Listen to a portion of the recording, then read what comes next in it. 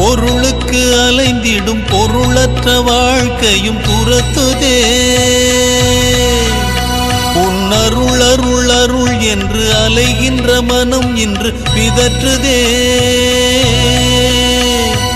அருள் நிறையும் அருணையே ரமணன் என்னும் கருணையே, உன் திருக்கரம் என்னை அரவணை துணதருள் பெற பிக்ஷை பாத்திரம் ஏந்தி வந்தேன்.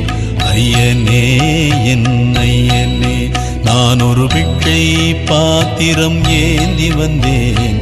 ஐயனே என் ஐயனே, பிண்டம் என்னும் எலும்பொடு சதை நரம்புதிரமும் அடங்கிய உடம்பு எனும் பிக்ஷை பாத்திரம் ஏந்தி வந்தேன்.